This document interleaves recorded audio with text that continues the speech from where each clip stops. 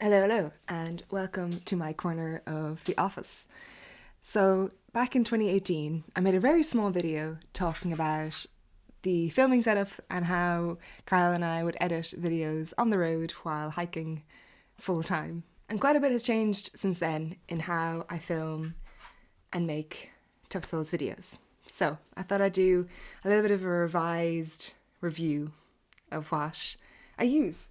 So, the camera that I used to shoot on is this Lumix or Panasonic GX8. At this point, the bog that's encrusted into it, I think, will never leave. This camera survived the wars. It really took a beating and literally has bog encrusted on it from when I dropped it in the bog doing the county high point in the Slieve Blooms, the Ardairn of Leash and Offaly. So this thing has done incredibly well over the years. I'm very grateful to it. But it is a cropped sensor, it's not a full frame sensor, and I always really wanted to go back to the full frame sensor life. And the Sonys that were out there just looked so gorgeous that eventually, a couple of years ago, I changed to the Sony A7S Mark 1. So this camera is actually quite old at this point, and since I got it second. It was secondhand when we bought it, and it has gone through a lot in the few years I've had it. Some of the grip is peeling off. I just shoot with the kit lens, 28-70. Actually, I have also bought I've also bought a second lens for it. Actually, it's a third party. It's a Samyang 24 mil, but it has a 1.8, whereas this is only 3.5 to 5.6. I'm pretty sure that's the usual kit lens kind of range. But despite it being a kit lens, I love how things come straight out of the camera for this. I love the out of the camera color tone, visuals. It has not disappointed at all. I would like to get a more modern Sony at some point that can shoot 4K. This maxes out at 1080, but it's probably not on the immediate cards. That's somewhere down the line in the future. Right now, this camera's going to keep trucking for me, and I really hope for quite a long time. Something that I'm pretty sure I had in the 2018 video that I didn't mention, I guess maybe I done a different video talking about the camera gear specifically, but this is a Peak Designs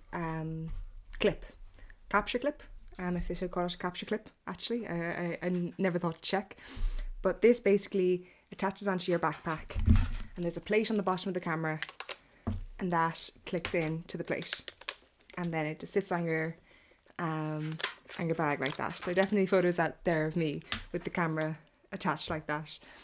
And once I got a capture clip, I fully committed to the Peak Designs life. So this is the plate that it comes with, and then I got a regular kind of like camera strap, like a sling, and then I got this like wrist smaller one, which is the one that I use predominantly. It's just a lot less bulky, and having it one-handed actually suits me more than the typical sling. And then as I was filming more and more by myself, and also just like pre or post 2019 trails, I really liked the lockdown shot that a lot of other outdoor people and just people in general used. I was really sick of shaky handheld, and so I knew I wanted to go down the tripod route. And for quite a while, I used a Manfrotto tripod that I had had for years since college. It was my first tripod. It was really like great for what it was. It was fantastic for what it was. But it started to kind of come apart. It was well used. And then the tricky thing with the Manfrotto tripod was that it didn't fit the capture clip plate, which I would really, really liked to use. So if I was hiking, I could either use the tripod, or if I was filming stuff, I could either use the tripod or the capture clip and not both, which led me to getting a Peak Designs tripod. Pretty sure this is their travel tripod in carbon fiber. The only carbon fiber thing I own. It is 1.27 kilos, which isn't a huge amount lighter than the Manfrotto tripod was, but just ergonomically, it like fits in my hand, which is really useful, and it's balanced and weighted really well. When you hear me say that this is 1,270 grams, that might sound horrifically heavy. But if I'm honest, I don't actually think a tripod can realistically be much lighter and still effective. Especially in Ireland, we have a lot of weather. And so on a windy day, this is just heavy enough with the camera to stay locked in and rigid. But yes, especially on shorter, like some of the short day hikes that I do, I almost don't put this away once I've opened it up for the day. And then on longer hikes, if there's an area that I'm like, okay, I want to get a few shots here, I take it out, I set it up, I do my bit, and then I put it away again to the side of my bag, hike on until the next spot that I think is the right place to shoot, and take it out again. There's definitely some people out there who would find that kind of tiring, setting up the shot, walking on, coming back. I actually find it all quite kind of peaceful and meditative. I'm still just really enjoying being outside in nature on a trail. I think I see just how lucky I am to be in that situation. So I don't really mind the extra time. If I did, I wouldn't be filming that day. So yeah, that's everything Peak Designs related that I own, and I love them dearly. One thing, however, though, is with the capture clip and the plate, if I want to be actively using it and I try and just put the camera down on a flat surface, it wobbles and tips over. And so going on the Camino this summer, I knew I wanted to film some bits at some point, I'm sure, but I wasn't going to bring a whole tripod, especially when it's an area that's busier. The tripod felt overkill for me in that situation. I was going there with my dad, and that was kind of the primary reason. The filming and everything was like a secondary goal, so I didn't want it to take up so much space. So the thing that I'm holding here is something that Carl and I worked on.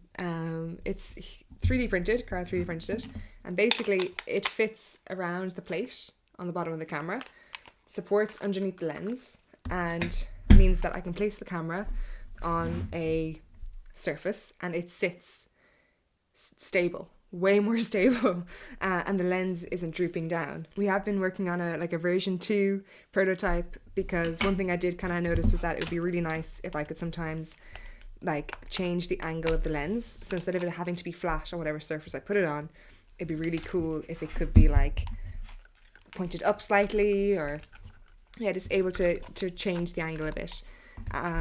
So yeah, we're working on some design elements for that. But I might ask Carl if he'll publish the 3D template for this, if anybody else is interested in it. But it's very simple. It's just the shape of the plate and then the support around it. And that is basically how I filmed the whole Camino. Any shots with this was done like this. So for the Camino, I brought this camera and this camera bag. It's a old school, low pro, padded camera bag that I got for free off of somebody from the Dublin Wicklow Mountain Rescue Team, I think. Very basic, but does the job. I also have quite a cool retro padded wrap thing that I was using as well. I've actually started using this a lot at the moment. Things shift and change. But yes, the only other thing that I had with me on the Camino that I can't show you right now is my GoPro. I have the GoPro Hero 11 Black, which I needed something to film today. And so the GoPro was the most logical choice, especially gives you all of my desk. So this GoPro we got 2022, maybe? With the help of my uncle Conleth, so thanks Conleth. And I used this, like this was the primary camera for all of the Mountains project. So it was really, really important for that. I'm probably one of the only people in the world who's managed to crack a GoPro screen. So on the back of that GoPro, the screen's cracked. It fell out of the car onto concrete. But it's been really, really great. It's been amazing. The quality out of it is really good. I normally shoot on like standard, not any of the kind of ultra wide settings, because it's the closest to an unwarped. It still looks GoPro-y, so I don't use it as much as I should probably because the shot looks GoPro-ish. And then sometimes when I forget to charge the GoPro, I end up using my phone. I have an iPhone mini 13 mini, yeah, maybe, that I've had for several years at this point. And then I think the only thing in my filming setup that I haven't mentioned so far are then the little Rode Wireless Go mics. So this plugs into the camera. Oh, another bonus of this camera over the old Panasonic Lumix is that this has a regular like jack port. The other one had a smaller one, so I spent so long finding a cable that would fit that camera. And it was like this is a, okay, I can't remember, this is like a 3, the other one was like a 1.5 size, and this is the standard and fits into this camera, no issues, which is great. So I have the receiver and then 2 mics to go with it, and I use these quite often. And actually I also quite often now use this blue Yeti mic, which is beside me, and a lot of the voiceover you'll hear, if I don't film it on the day on location, I will be filming it after the fact with this in my videos. So those are the key audio bits. I do actually, I had misplaced it and only found it today tidying. We had a much smaller shotgun mic that we called Arthur during 2017 to 2019. However, the framing on it broke several times, and then eventually I just realised I had to replace it. And this was the smallest one that Rode had available when I went to replace it. And it seemed like they just stopped doing the ultra tiny, and this is now the smallest, which feels a little big sometimes, but I should start using it more because I really do love ambient hiking noise in the background. So I need this guy on the camera. I'm glad I found him again while tidying up the office a bit. And I guess the last big upgrade has been my laptop. About a month ago or so, I upgraded from a 2019 Intel MacBook to a 2025 MacBook Pro M5, and I have ports, but like the reason the upgrade kind of came, like I knew for a couple of years that I needed to upgrade my laptop.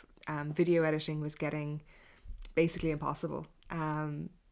The Adobe Premiere would crash multiple times a video project, and I didn't realize how much it was affecting me until I got the new laptop, and editing became so easy again. So it wasn't an expense that we had planned for. We knew it was necessary, but there was one day where I was working on a project for work for other people, and it took 21 seconds for a mouse click to have a reaction on the screen. And that was just like the end of that laptop, basically. So I now have a beautiful M5 MacBook Pro that has ports. I can plug my SD card straight into the laptop again. So it's made such a difference to my work flow. There's been a Tough Souls video every weekend since I upgraded the laptop, which I think is no small coincidence. It just takes so much less time to edit and export and do everything. So I'm incredibly, incredibly grateful. What else did I mention in that video all the way back then? Oh, yes. Oh, it's crazy. We used to travel around with spinning disc hard drives. Let me get one for you. God, we've so many Tough Souls hard drives at this point. It's mad. We used to travel around with these spinning disc hard drives stored in a 3DS, like a Nintendo DS case, like padded thing. We are so lucky that we didn't lose any footage over the years, or didn't like lose a drive, basically. It astounds me. I now work off of solid state drives, and this new laptop has enough storage that I won't need to always be working off a hard drive either. I can actually store stuff on the laptop, so I don't need to always have a hard drive in my back pocket. But also just the size difference of a solid state drive versus a spinning disc. So much safer, so much smaller and lighter. And the final thing is that padded DS case eventually got upgraded for, I don't actually know what this was being sold as, but that kind of same thing. And instead of having just a couple of batteries, I now have about 10 camera batteries that travel with me. They all go on this side. My SD cards come in here. My cables and like flash gun batteries and this is a hard shell case.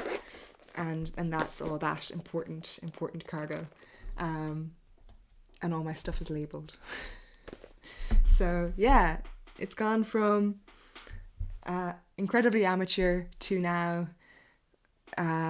slightly more organised amateur setup, I feel like.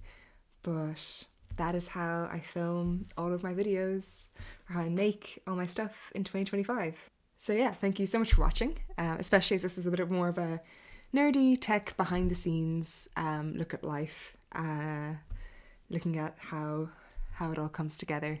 So I appreciate you for being here. Thank you to all of our patrons who make making videos possible.